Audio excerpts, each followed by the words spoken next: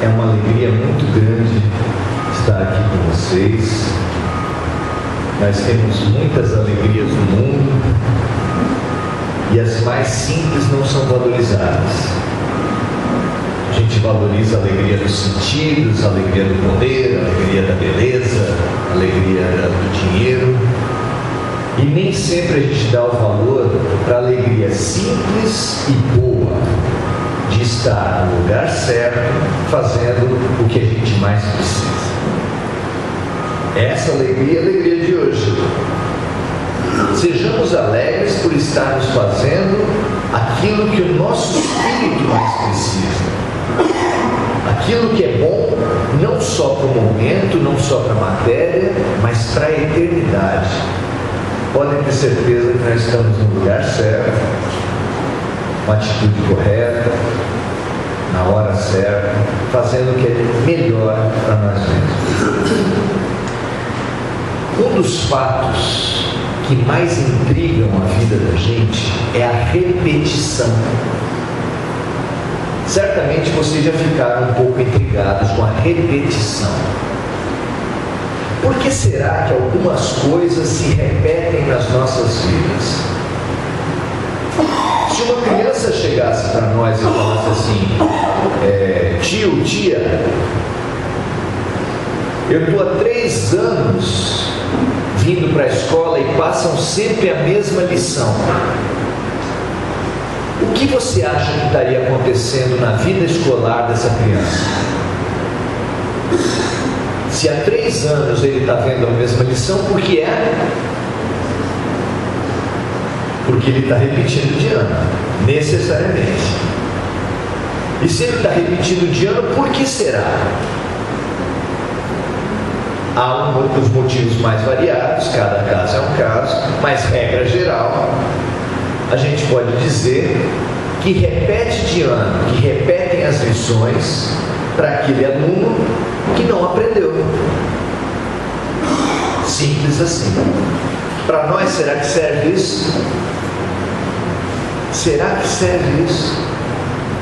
É muito interessante a gente pensar na escola desse jeito.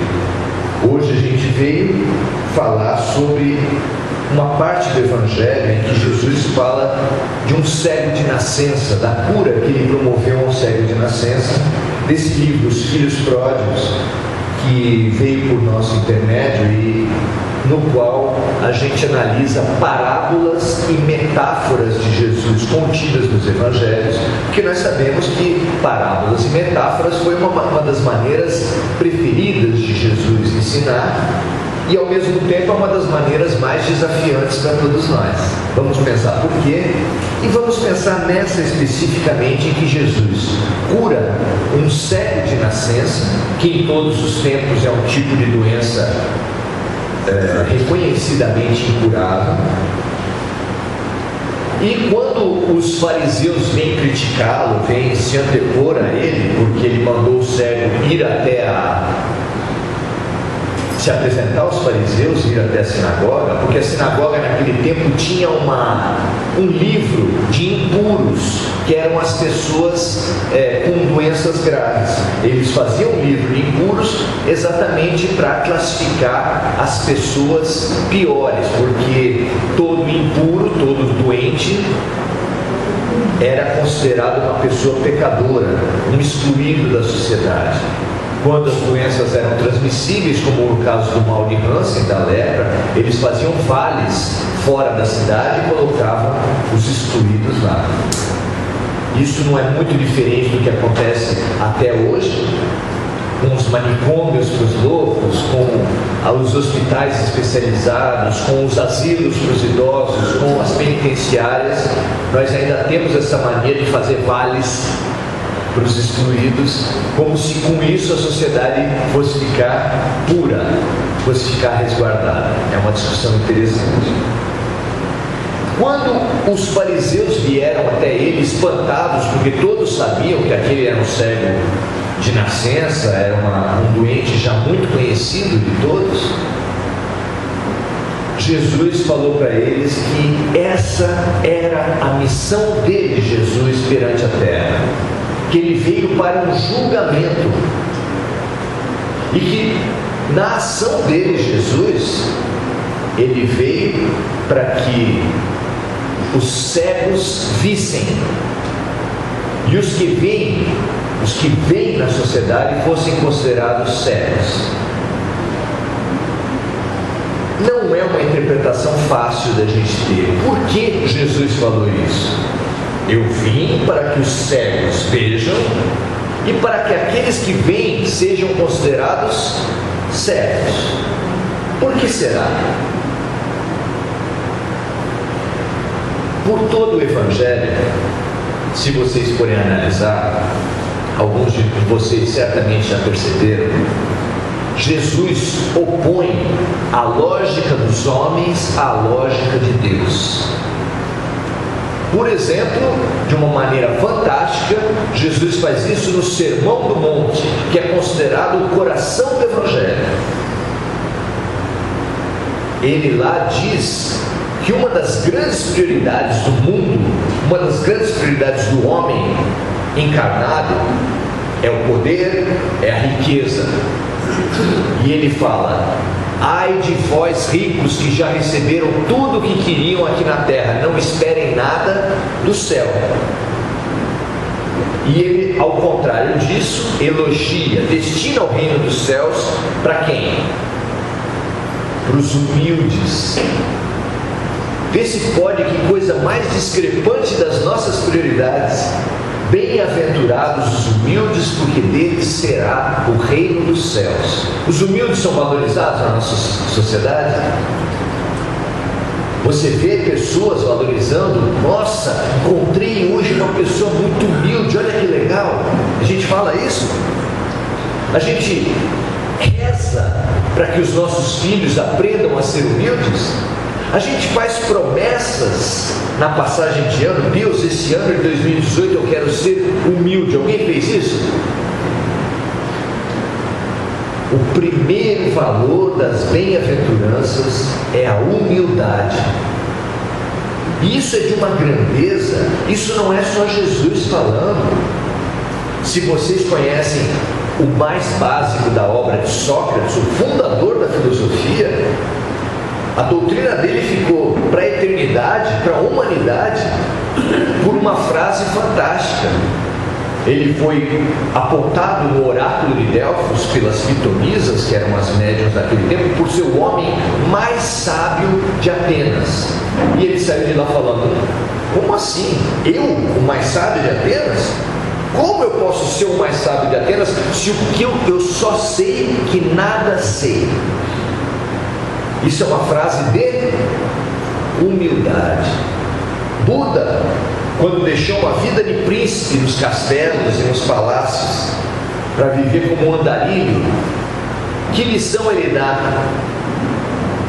Entre os grandes valores, os sublimes valores que Chico Xavier passa para a gente, onde estará ou não a humildade?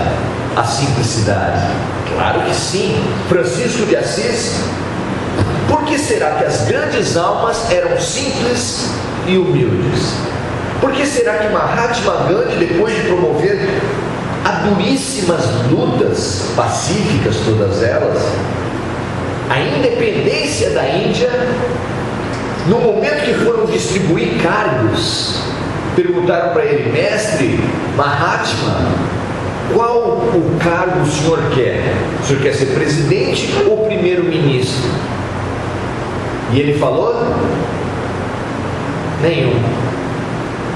Chico Xavier foi presidente da FEB em que ano? Nenhum. Fundou dezenas de centros espíritas. De qual deles ele foi presidente? Nenhum. Por que período Francisco de Assis foi Papa? Nunca. Não é uma coincidência interessante? Humildade. Humildade é um valor central para a filosofia, para a religião de várias denominações. E nós damos que valor para a humildade? Ao contrário, parece até um xingamento.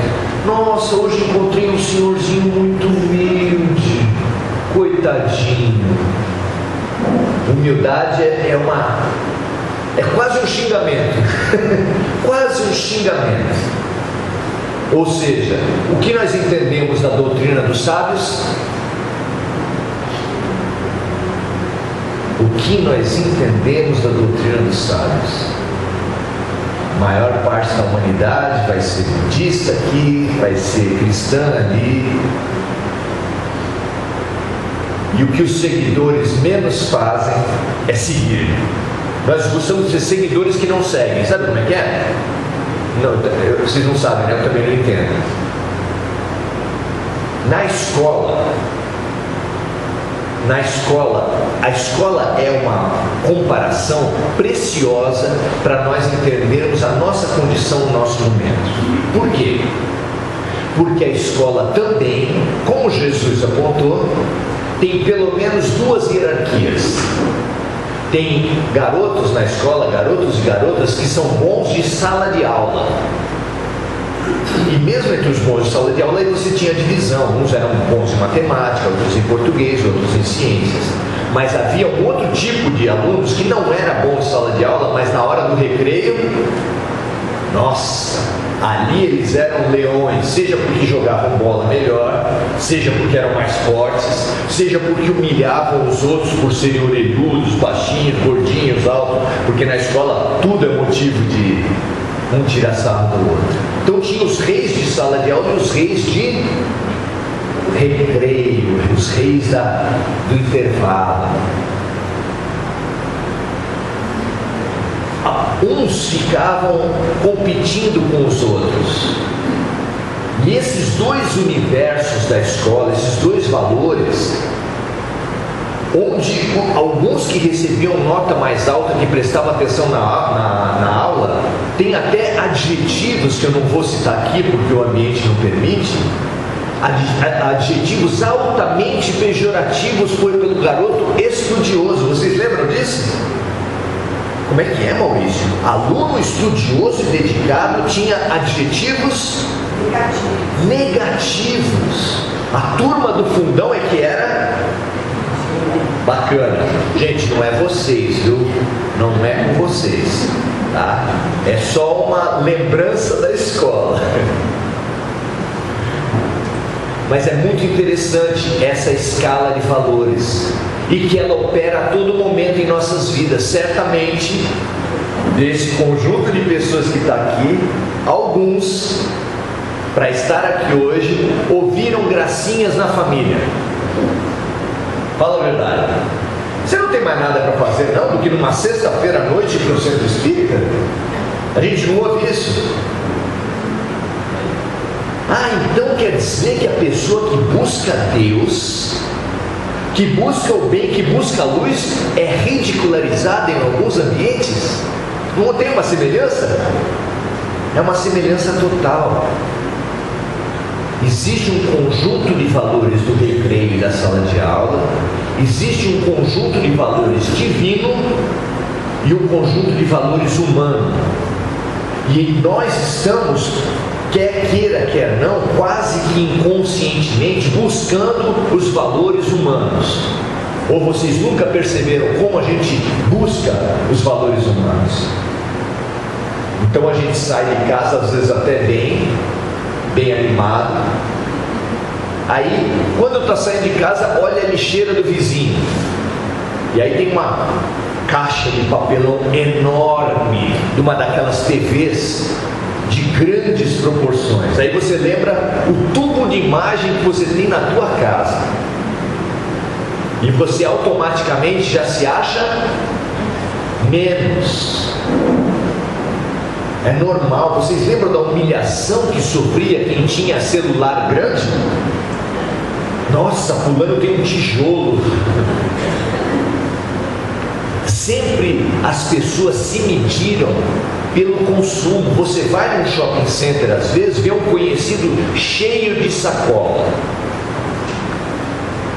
E você foi só para passear, só para desafiar, não tem grana para nada. Eu acho que tem gente que coleciona sacola de shopping. Põe enchimento nelas e depois vai passear no shopping para parecer que está comprando muito. Por quê? Para o mundo, a pessoa vale pelo que ela tem, vale pelo que ela compra. E será que é assim para Jesus também?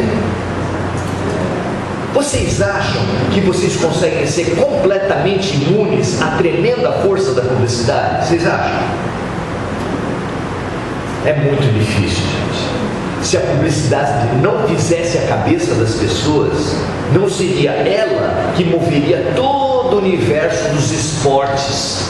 Quem aqui conhece alguma coisa de esporte sabe que sem propaganda o esporte nem existiria. O esporte profissional não existiria. Quem conhece alguma coisa de cultura sabe que sem o patrocínio, sem a publicidade, você não tem. Quem conhece alguma coisa de meio de comunicação? Como pode existir um meio de comunicação sem a propaganda? Pode? E a relação que ninguém discute, muito menos os próprios meios de comunicação, é a relação entre o patrocinador e as matérias, entre o patrocinador e os produtos. Hoje nós já estamos escolados. A cada vez que aparece um produto na novela e é mostrado o rótulo, você já sabe que é propaganda, paga-se a peso de ouro aquele momento em que uma embalagem passa na frente da televisão e o rótulo é exposto. Isso é muito dinheiro que rola. Só a roupa ser de uma certa grife, e no final da novela, quando aparecem as letrinhas, fala de onde é e qual é aquela grife, já é cobrado muito dinheiro. E nisso tudo, por que é feito isso tudo? Porque as empresas de roupa gostam muito da novela e querem fazer uma doação artística, não é assim? Claro que não. Claro que não. Se vocês quiserem ir um pouco mais fundo, vocês podem estudar sobre propaganda subliminar. Já ouviram falar disso? Há técnicas de propaganda que atingem o nosso inconsciente. Por exemplo, o filme tradicional, ele precisa, se não me engano, de 24 fotos. Bom, acredito que todos vocês saibam disso, mas o filme tradicional, aquele que tem o rolo, ele é um conjunto, uma sequência de fotos. E as fotos em posições diferentes de uma mão, passadas com rapidez, dão a ilusão de movimento. Aí eles colocam uma 25ª foto, escrito ali: beba tal refrigerante. O nosso consciente não registra, porque é uma parte de 25 segundos, não dá tempo de nós percebermos que aquela mensagem foi passada. Mas eles já fizeram o teste. Quando sai do cinema, as pessoas vão dar preferência para que refrigerante? Porque foi inoculado, foi instalado no seu subconsciente. Técnicas de propaganda, técnicas de fazer a cabeça das pessoas estão o tempo todo. Então há uma lógica do mundo, há um templo, é uma religião do mundo. Se a lógica do mundo fosse uma religião, o templo seria o shopping center, não é? O sacerdote da religião do mundo seria o garoto propaganda, ou a moça que faz a propaganda. E assim você teria um conjunto de regras e mandamentos que é despejado horas e horas na cabeça da gente, e a gente vai sendo programado para a frustração. Percebam a profundidade disso. Eu vou contar uma história da minha infância aqui. Vocês lembram? Não sei se vai ter gente da minha idade aqui. Vocês lembram que tinha a Hanna-Barbera, o estúdio Hanna-Barbera tinha uma série de desenhos, né? Zé Legal, Tom e Jerry, etc. Teve uma altura que eles juntavam todos os personagens num desenho só. que era a Turma do Zé Colmeia. Era um desenho absurdo, como muitos dos desenhos, ou quase todos. Ele era uma arca, como se imagina ser a Arca de Noé, que tinha uma hélice de helicóptero em cima dela, e a arca voava. Mas em alguns episódios mostrava o motor da Arca do Zé Colmeia. Sabe qual era? Vamos ver se tem alguém com cultura geral suficiente para saber disso. Quem era o motor da Arca do Zé Colmeia? Vai cair na prova. Ah, vocês não sabem. Ou alguém não falou alto? Era o Maguila, o macacão. Ele ficava em cima de uma esteira rolante e na frente dele tinha um cacho de banana enorme. Um cacho de banana enorme. Aí ele tentando achar o cacho de banana, não conseguia, porque a esteira rolava sobre os pés dele e movimentava toda a Arca do Zé Colmeia. Se for para comparar com a gente, que personagem você acha que nós somos? O Pepe Legal, que ficava na parte de cima só vendo a paisagem. Nós somos uma Maguila. Nos é apresentada uma felicidade que a gente atingindo, a gente vai conseguir ficar feliz, vai ser alegre, vai ter muitos amigos. Pois se você faz um esforço grande e consegue comprar o celular mais avançado dessa semana, o que acontece daqui a 2 semanas? Você correu, moveu a esteira rolante, não alcançou a banana, porque quando você ameaçou alcançar, tiraram da sua mão. E assim é com o carro, e assim é com todos os equipamentos, porque a frustração é planejada.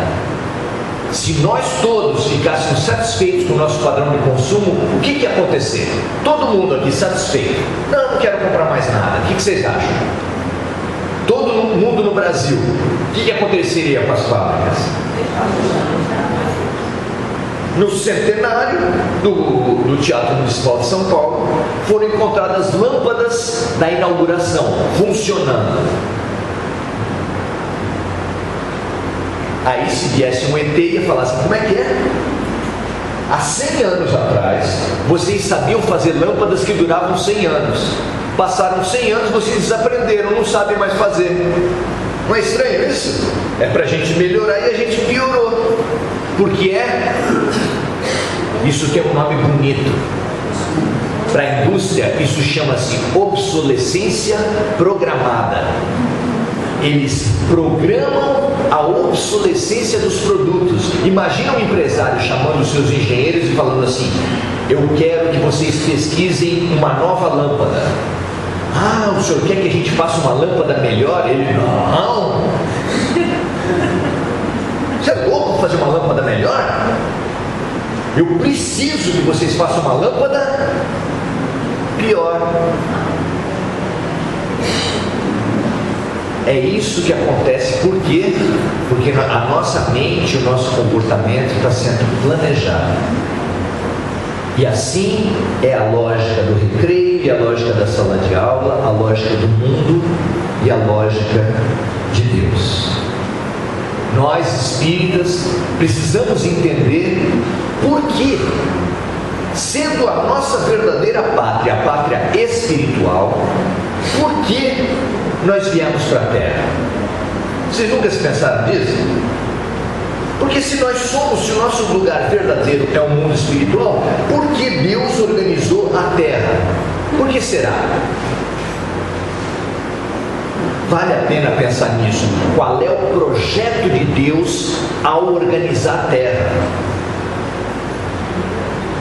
Porque, por exemplo, Ele trouxe todos nós numa condição muito diferente. Nós todos somos muito diferentes uns dos outros. Nas habilidades, a mulher é diferente do homem, o rico é diferente do pobre. Por que tanta diferença? A diferença faz parte do projeto de Deus E nós aqui precisamos fazer uma coisa que nós não precisamos fazer no mundo espiritual, que é trabalhar. Trabalhar, a gente não precisa tanto no mundo espiritual, porque pelo menos num certo nível do espírito, você nem se alimentar precisa mais. Se aqui nós precisamos trabalhar, num prédio, se você juntar, precisa de 90 pessoas para erguer um prédio, você junta 90 arquitetos, você ergue um prédio com 90 arquitetos? Ergue? Um engenheiro, 90 engenheiros, você ergue um prédio com 90 engenheiros? Com 90 pedreiros, você ergue um prédio? Ergue não. Precisa do projeto do arquiteto, precisa do projeto do engenheiro, precisa do azulejista, do engenheiro, do encanador e assim por diante. Nós precisamos do que aqui na Terra? Da diversidade. E precisamos da diversidade para quê, vocês acham? Vocês lembram da aula de ciências? A ameba é um animal que não precisa de macho e fêmea para reproduzir. A ameba, ela fica grande e vai fazendo cinturinha. Depois que ela fez bastante cinturinha, ela corta em duas. Não precisa de homem e mulher. Por que o ser humano precisa de homem e mulher para reproduzir? Por que precisa de várias profissões para trabalhar? Por que a gente precisa se associar para se defender dos outros animais que são muito mais fortes, têm dentes muito melhores, correm muito mais do que a gente? Por quê? Tudo isso foi planejado por Deus para que a gente fosse obrigado a se associar, homens, mulheres, engenheiros e pedreiros e assim por diante. Mas por que Deus obriga a gente a se associar? Isso é revelado claramente pelo Espiritismo, e antes do Espiritismo foi revelado por Jesus. Qual é a lei que preside o universo? Qual é o sentido da nossa existência? Para que a gente existe? Para que Deus nos criou? Qual é o fim da nossa jornada? Qual é o objetivo da vida? Qual é? Eu brinquei com a outra que ia cair na prova, essa vai. Há muito tempo os filósofos discutem essas questões, e nós, como cristãos, temos que saber qual é a lição, qual é a lei, qual é o sentido que está por trás de todas as dificuldades. Nós viemos aqui para aprender a amar. Quando foi perguntado para Jesus qual é o maior mandamento, ele disse: ouve, ó Israel, amarás o Senhor teu Deus de todo o teu coração, com todo o teu entendimento, com toda a tua alma. Mas há um segundo mandamento que é semelhante a esse: amarás o teu próximo como a ti mesmo. Numa palavra, qual é a lei de Deus? Numa palavra, amor. Mas nós somos egoístas, nós somos autossuficientes, a gente, todos de nós achamos que somos melhores, fazemos da diferença motivo de humilhação para o outro. Então, a gente vem para a Terra e é obrigado a cooperar para reproduzir, para se defender, para se alimentar. Não é interessante isso? Deus criou na Terra uma dinâmica, uma pedagogia que nos obriga à cooperação, porque a cooperação é o rudimento da fraternidade, e a fraternidade é o rudimento do amor. Então nós somos meio que constrangidos. Um bebê pode até encontrar na sua mamãe um inimigo de outras vidas, mas ele vai mamar ou não vai?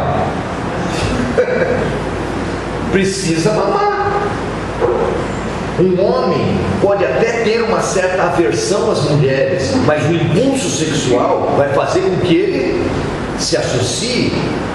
Pensa num animal, numa tribo humana lá do tempo das cavernas. Se você não se junta, você vai ter alguma chance contra os animais mais fortes? Claro que não. Nós somos obrigados a nos associar na Terra, e nos associar para dar passos, ainda que pequenos, no sentido do amor. O nosso problema é que nós damos alguns passos no sentido do amor, mas vários passos retendo-nos na arrogância, na autossuficiência e no egoísmo. Por exemplo, o pobre conseguiria trabalhar facilmente se o rico não investisse? O rico conseguiria aumentar a sua riqueza se não tivesse pobres para trabalhar para ele? E como é que se dá a relação entre pobres e ricos? É uma relação amistosa? É uma relação que as pessoas fazem da diferença uma coisa positiva? Não. Foi corretamente chamado de luta de classes. E entre o homem e a mulher? Tão bonito, duas formas de ver o mundo complementares, que poderiam tão bem se compreender, um aprender com o outro. É sempre assim? Homens sempre compreendem o lado das mulheres, as mulheres sempre compreendem o lado dos homens? Isso não é chamado de guerra dos sexos. Os países têm tanto a cooperar. Vocês acham que o japonês tem coisa para ensinar para o brasileiro? O que vocês acham? Quem conhece um pouco de japonês se admira. E a gente, na nossa pequenez, fala assim: ah, não, só eles têm coisa para aprender para a gente. Será que o japonês não tem coisa para aprender com o brasileiro?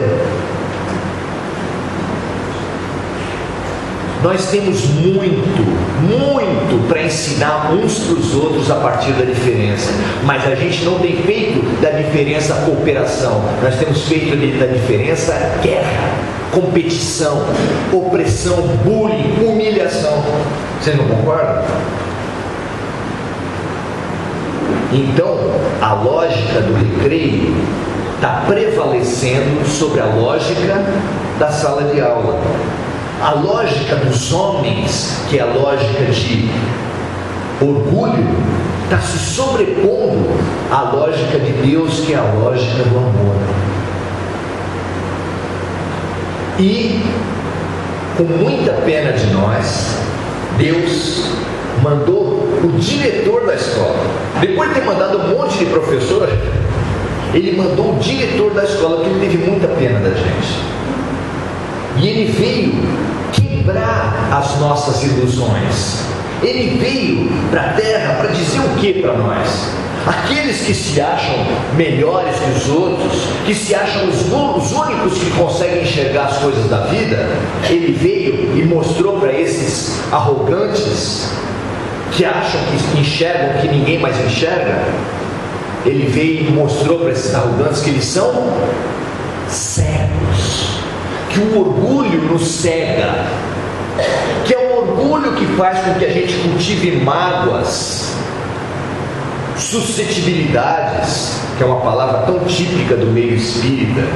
Vocês acham que tem competição na casa espírita? Fofoca? Vocês acham que espírita também tem picuinha? Claro que sim. Infelizmente somos tão seres humanos como todos os outros.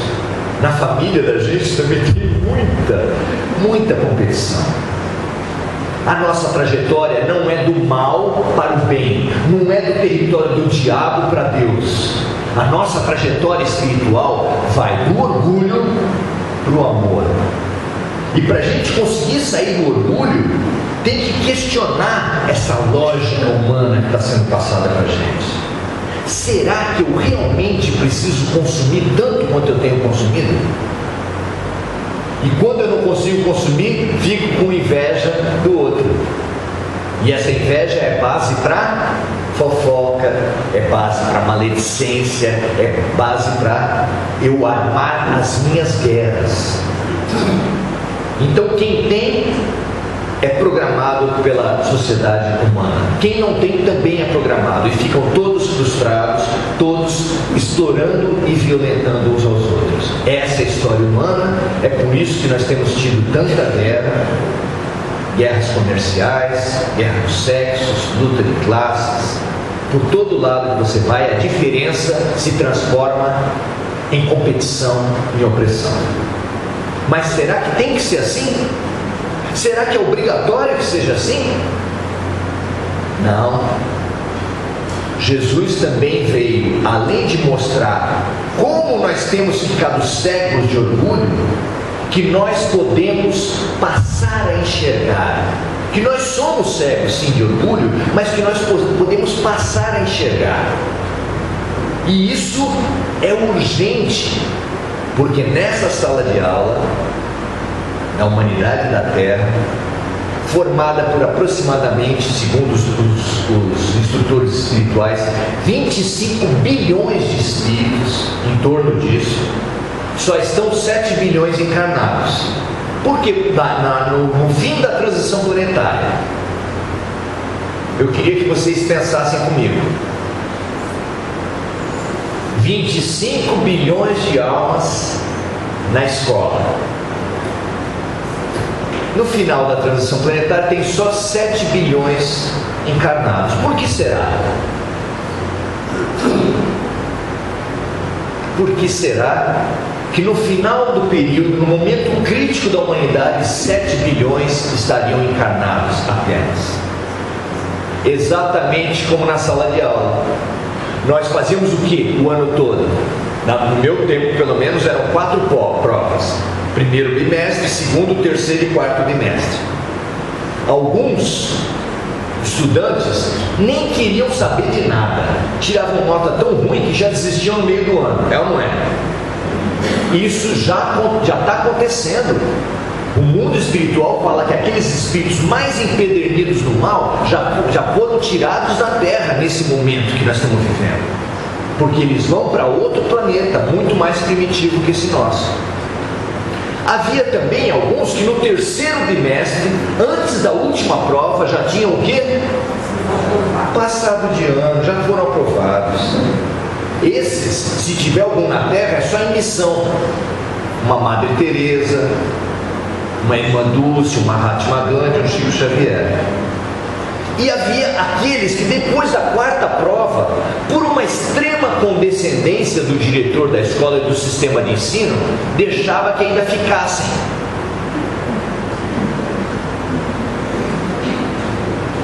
Aí o que acontecia quando você ficava de recuperação?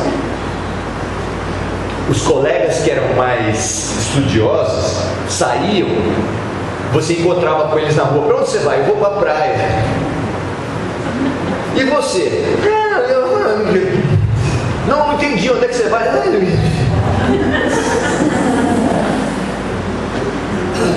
Eu vou para a escola. Legiões e legiões de terráqueos não estão mais encarnados, porque eles já passaram de ano. Mas tem alguns que estão na recuperação. Quem vocês acham que são? Só para ter uma ideia.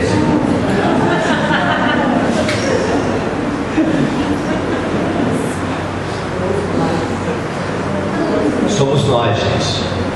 Nós estamos, e segundo as contagens, segundo as revelações, a prova final da recuperação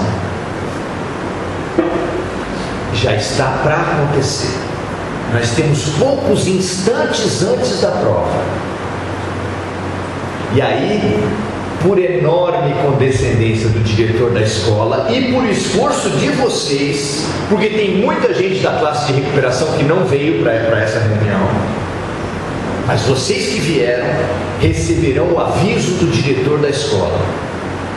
O que a gente mais quer saber antes de uma prova? O que a gente quer saber? O que vai cair? O que vai cair na prova? E o que eu preciso fazer para estudar essa matéria antes da prova? Os espíritos falaram para Kardec: esse é um planeta de provas e expiações, e agora a prova é a definitiva. Vamos saber o que vai cair na prova? Já falei. É o amor. Mas o amor aparece em que exercício para eu testar? Porque eu já sei que o meu amor é um amor pequenininho, é um amor restrito. Eu rezo pela minha mãe, pelo meu filho, pelo meu marido, pela minha esposa. É ou não é? Não é assim que a gente reza? Então é um amor de cerquinha. A gente ama até a página 2. Jesus amou por quem? Porque quem Jesus amou? A humanidade inteira. Então o amor de Jesus recebe o número 25 bilhões. O teu amor, calcula aí, vai. Por quantos você ora? 10, 15, 30. Por quantos você, além de orar, trabalha por eles?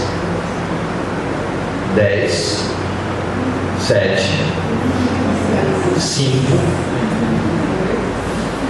A diferença que tem entre nós e Jesus é esse número. Ele 25 bilhões e nós 7, 2, às vezes 1. Tem gente na Cracolândia que não trabalha nem por meio, está se matando apenas. Mas a boa notícia é que, ao contrário daqueles alunos que já foram considerados repetentes lá no meio do ano, nós estamos ocupando uma carteira na escola de Deus. Por que vocês acham que nós estamos ocupando uma carteira? A carteira é a carne, sabe, gente? É o corpo. Nós estamos ocupando uma carteira. Para que vocês acham? Por quê? Porque Deus acredita em nós. Até nos terroristas islâmicos? Sim. Até no senador da República?